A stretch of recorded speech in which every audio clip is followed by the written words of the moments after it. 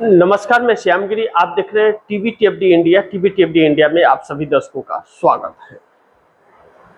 बंगाल के अंदर ममता बनर्जी ने मार लिया फिर एक बार बाजी।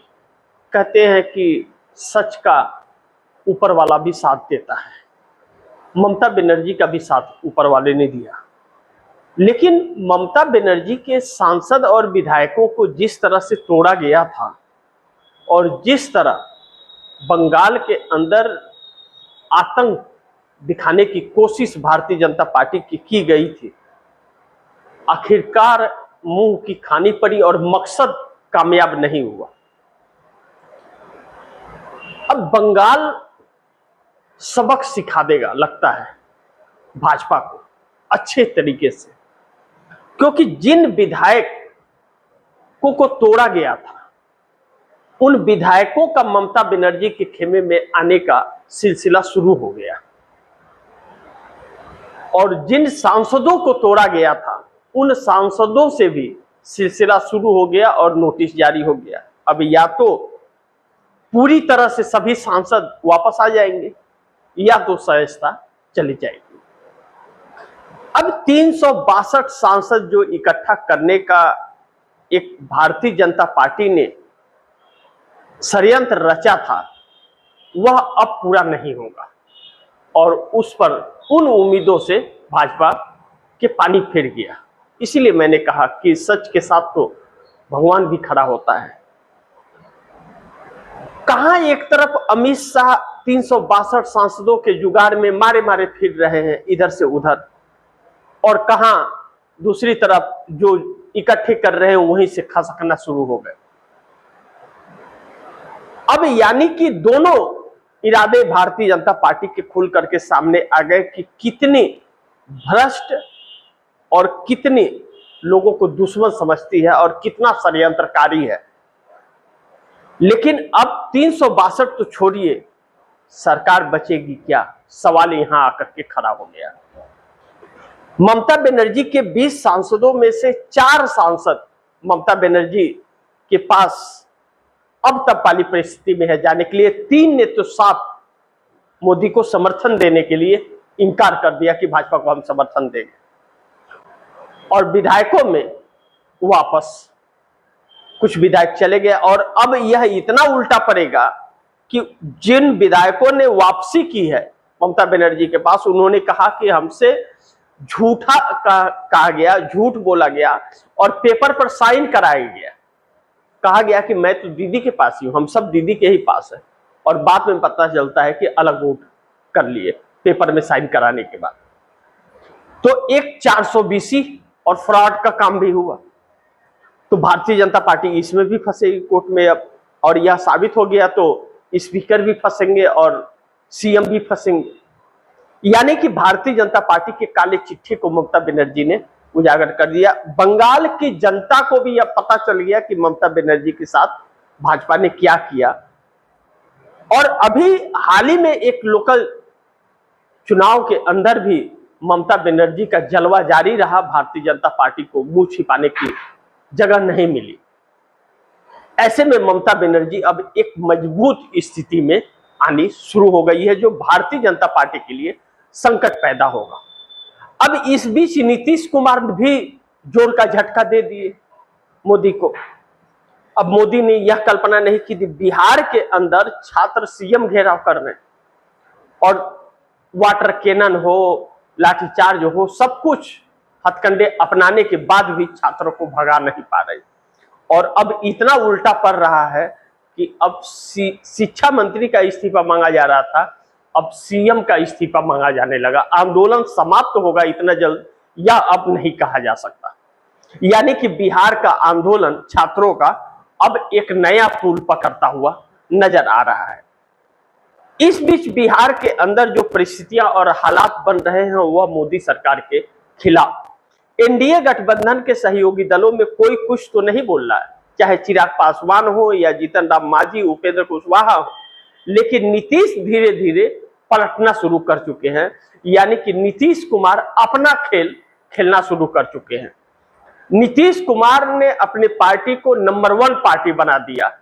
भारतीय जनता पार्टी जो 90 सीटें लेकर के आई थी, 89 सीटें थी भारतीय जनता पार्टी की, वह घट गई और नीतीश कुमार का 94 हो गया, यानी कि नंबर 1 पार्टी हो गए, सिंगल लार्जेस्ट पार्टी हो गए।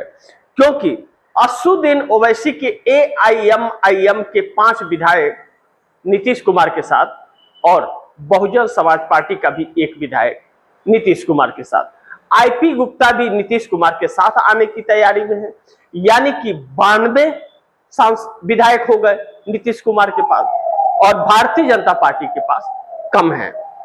अब ऐसे में 6 मंत्री का कोटा नीतीश कुमार के पास है। 6 मंत्रियों में किसको किसको मंत्री बनाएंगे या नीतीश देखेंगे, लेकिन CM की कुर्सी भी अब नीतीश छीन लेंगे, यानी कि फिर बड़े भाई के रोल में नीतीश कुमार आने जा रहे हैं। यह सब कुछ हुआ तो फिर भारतीय जनता पार्टी अपना CM फिर बिहार में कभी नहीं बना पाएंगे और बहुत कछुए की चाल में नीतीश कुमार भाजपा को मात देते नजर आ रहे हैं। और अमित शाह का अब होश उड़ गया कि नीतीश कुमार ने यह जो चाल चली है वह भारतीय जनता पार्टी को एक झटके से कम नहीं है, क्योंकि अब अगर भारतीय जनता पार्टी ने कुछ इधर उधर करने की कोशिश की तो नीतीश कुमार ने मिशन 130 की भी व्यवस्था कर रखी है बिहार में एक कंफर्टेबल सरकार बनाने को। नीतीश अगर जाते हैं भारतीय जनता पार्टी का साथ छोड़ करके तो NDA को मात्र 6 विधायकों की जरूरत पड़ेगी, लेकिन वह 6 विधायक कहां से आएंगे? नीतीश ही भारी पड़ रहे हैं। ऐसे में भारतीय जनता पार्टी के लिए एक संकट नीतीश कुमार की तरफ से भी आ रहा है और नीतीश कुमार के पार्टी के अंदर भी JDU का CM हो, इस बात की हरकंप है। तो भारतीय जनता पार्टी के लिए यहाँ पे नीतीश कुमार के लोग अब NDA के साथ नहीं रहना चाहते, ज्यादातर इसीलिए JDU में घमासान होता रहता है और कहा जा रहा है कि मोदी का साथ छोड़ने के लिए, और हालात जो बन रहे हैं नीतीश कुमार कभी भी कोई फैसला कर सकते हैं, क्योंकि बिहार में छात्रों का जिस तरह से आंदोलन चल रहा है और जिस तरह से उसका असर पड़ रहा है, नीतीश कुमार अभी तक उस पर हूं हां कुछ भी बोलने को तैयार नहीं है। लेकिन दूसरी तरफ चंद्रबाबू नायडू भी तो बहुत आक्रामक हैं और चंद्रबाबू नायडू के पास भी एक बड़ा मौका लगता हुआ नजर आ रहा है। लगता है कि भारतीय जनता पार्टी से ऊपर वाला नाराज हो गया है। जिस तरह ममता बनर्जी एक बैक फिर सक्रिय होने लगी और मजबूत होने लगी, वैसे चंद्रबाबू नायडू को भी समझ आ गया जैसे बिहार के अंदर छात्र आकर्षित हैं और छात्र आंदोलित हैं, वैसे ही आंध्र प्रदेश के अंदर भी छात्र आक्रोशित और आंदोलित हैं। ऐसे में चंद्रबाबू नायडू अपने बेटे को अगर बचाना है, शिक्षा मंत्री हैं, इस्तीफा उनका नहीं लेना है और CM उनको बनाना है, तो अपने 16 सांसदों के साथ नरेंद्र मोदी का साथ छोड़ने का फैसला उन्हें करना पड़ेगा। अन्यथा चंद्रबाबू नायडू के बेटे CM नहीं बन पाएंगे। अगर शिक्षा मंत्री से इस्तीफा हुआ तो CM के नाम पर स्वीकार नहीं किए जाएंगे, जो चंद्रबाबू नायडू के सभी सपनों को तोड़ डालेगा। ऐसे में चंद्रबाबू नायडू भी नरेंद्र मोदी सरकार से दूरियां बनाते हुए कहीं न कहीं कांग्रेस के नजदीक जाते हुए बार बार दिख रहे तस्वीरों में, और अमित शाह से टकराव होने के बाद चंद्रबाबू नायडू कुछ आक्रामक भी हो गए हैं और भारतीय जनता पार्टी को लेकर के कई सारे चर्चाएं हैं जिस पर वह मंथन कर रहे हैं। ऐसे में नरेंद्र मोदी लगातार कमजोर हो रहे हैं। जो भी सर्वे आ रहे हैं वह मोदी सरकार के खिलाफ सर्वे जा रहे हैं, NDA गठबंधन के खिलाफ जा रहे हैं। और नितिन गडकरी का इसी में बयान आ गया कि अब बुड्ढों को इस्तीफा दे करके जाना चाहिए और युवाओं को मौका देना चाहिए। यानी कि नितिन गडकरी मोदी सरकार के अंदर जिस तरह से फंसे हुए और जिस तरह से मोदी उनको निपटाना चाहते हैं, लगता है कि मोदी कैबिनेट विस्तार में नितिन गडकरी को हटा दिया जाए, उसके पहले ही नितिन गडकरी इस्तीफा देकर के जा सकते हैं, जो एक बहुत बड़ा संकेत उन्होंने आखिरकार दे दिया कि उनका मंत्रिमंडल से नाम जाने वाला है। मैंने पिछले कार्यक्रम में ही आप दर्शकों को बताया था कि किस तरह मोदी मंत्रिमंडल के अंदर राजनाथ सिंह, निर्मला सीतारमण, हरदीप सिंह पुरी, नितिन गडकरी जैसे लोगों का रोजी रोटी जाने वाला है। लेकिन मांग तो हो रही है अमित शाह के इस्तीफे की, मोदी के इस्तीफे की, और इस्तीफे होने के संकेत मंत्रिमंडल में जा रहे हैं। बड़ी महत्वपूर्ण है कि पोल ट्रैकर के सर्वे ने मोदी सरकार के रातों की नींद छीन ली है। जब से पोल ट्रैकर का सर्वे आया है और पोल ट्रैकर के सर्वे में यह आया है कि एनडीए गठबंधन 240 पर सिमट जाएगा लोकसभा चुनाव अगर होता है, और इंडिया गठबंधन 280 के साथ नई सरकार को आगाज देगा। ऐसे में मोदी बेचैन तो हैं, भारतीय जनता पार्टी बेचैन है, एनडीए गठबंधन के अंदर बेचैनी है कि 240 सांसद जीत करके अगर एनडीए के आएंगे, आज चुनाव होता है तो फिर वह बहुत बड़ा शॉकिंग न्यूज है, क्योंकि भारतीय जनता पार्टी फिर बहुत ही कम सीटों पर सिमट जाएगी। अभी फिलहाल भारतीय जनता पार्टी का लोकसभा में 240 सीट है। ऐसे में नरेंद्र मोदी के लिए एक बहुत बड़ी संकट आती हुई नजर आ रही है, जो आने वाले वक्त में नरेंद्र मोदी को बहुत बड़ी समस्या में डालेगी। अब ऐसे में 5 सितंबर को जिस तरह से सीजेपी काकरोचों का आंदोलन फिर से शुरू होने जा रहा है, वैसे भी अलग अलग राज्यों में आंदोलन जारी है, लेकिन काकरोच ने दिल्ली कॉल कर दिया है, नेशनल कॉल है कि सभी काकरोच दिल्ली में इकट्ठा हो जाए, तो फिर यह आंदोलन अगर बढ़ा तो मोदी के लिए संकट होगा। इस वक्त 22 शहरों में आंदोलन चल रहा है, काकरोचों का अलग अलग क्षेत्रों में चल रहा है। जेन अल्फा हो या जेन जी हो या महिलाएं हो, सब आंदोलित है। और फिर एक बार अगर आंदोलन हुआ और 20 जुलाई से बढ़ चढ़ करके कई गुना बड़ा आंदोलन करने की बात की जा रही है। कहा जा रहा है कि इंडिया गेट से लेकर के और पुलिस हेडक्वार्टर तक मार्च भी किया जाएगा। तो लेकिन अब यह कहा जा रहा है कि प्रधानमंत्री मोदी का इस्तीफा चाहिए। अगर अभी तक अमित शाह का इस्तीफा प्रधान और जो छात्र अपनी जान गंवाए थे उनको मदद देने की बात कही गई थी, एफआईआर वापस लेने की बात कही गई थी, यह सब अभी तक मुद्दे चल रहे थे। अब वह अगर इस्तीफे में तब्दील होने लग रहे हैं तो मोदी सरकार के लिए बहुत बड़ा संकट है। ऐसे में चंद्रबाबू नायडू जल्द से जल्द मोदी सरकार से पीछा छुड़ा करके वह अपनी पार्टी टीडीपी को वह सुरक्षित करना चाहते हैं कि आंध्र प्रदेश के अंदर भी जिस तरह से आंदोलन चल रहा है, वह छात्रों की बात मान नहीं सक रहे, उनके मांगों पर ध्यान नहीं दे पा रहे, क्योंकि मोदी सरकार को समर्थन दे रहे हैं।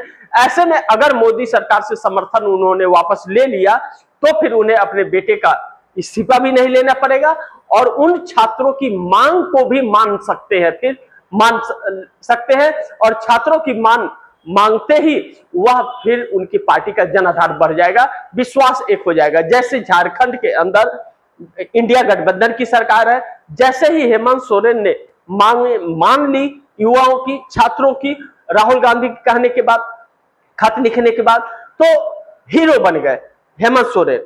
अब बिहार के अंदर सम्राट चौधरी नहीं कुछ कह पा रहे हैं, उत्तर प्रदेश के अंदर योगी कुछ नहीं कह पा रहे हैं, बंगाल के अंदर शुभेंदु अधिकारी कुछ नहीं कह पा रहे हैं, आंध्रा के अंदर चंद्रबाबू नायडू कुछ नहीं कह पा रहे हैं, सिर्फ इसलिए क्योंकि भारतीय जनता पार्टी को समर्थन दे रखा है। अब जैसे ही भारतीय जनता पार्टी से समर्थन लेंगे वैसे ही फैसले कर सकते हैं। ऐसे में चंद्रबाबू नायडू भी अब मोदी सरकार का साथ छोड़ता हुआ नजर आ रहा है। भारतीय जनता पार्टी के 240 सांसदों में संग्राम यूं ही छिड़ा हुआ है, जिसको लेकर के मोदी सरकार की नींद उड़ी है। लेकिन बंगाल में अभी भी बहुत कुछ बाकी है और मोदी सरकार का जाने का सिलसिला और तस्वीरें अब साफ होने लगी हैं। ऐसे में भारतीय जनता पार्टी जो 362 का सपना देख रही थी, 362 तो छोड़िए 272 सांसद भी बच जाएंगे तो बड़ी बात होगी, जिस तरह से परिस्थितियां मोदी सरकार के खिलाफ जा रही है। इसको लेकर पीएमओ के अंदर जिस तरह से बैठकों का दौर शुरू है और कोई भी निर्णय मोदी सरकार नहीं कह पा रही है, अमित शाह को लेकर के जिस तरह विपक्ष पीछे पड़ा हुआ है, इस्तीफे मांग रहा है और जवाबदेही तय हो रही है कि पैलेट गन छात्र आंदोलन में किसने चलवाया, इससे मोदी और शाह दोनों की कुर्सी हिलती हुई नजर आ रही है। राजनीति बचेगी या नहीं बचेगी यह बात की बात है, कुर्सी बचेगी या नहीं बचेगी इस पर नजर सबकी बनी हुई है। बाकी आप दर्शकों की क्या राय है, क्या सुझाव है, कमेंट बॉक्स में जरूर दीजिएगा। इस खबर को ज्यादा से ज्यादा शेयर कीजिएगा, अपने दोस्तों को भी कहिएगा आगे शेयर करें। और आपने अगर टीवीटीएफडी इंडिया को सब्सक्राइब नहीं किया, सब्सक्राइब कर लीजिए, अपने दोस्तों को भी कहिएगा टीवीटीएफडी इंडिया को सब्सक्राइब करें। मिलते हैं अगली खबर के साथ, तब तक के लिए नमस्कार।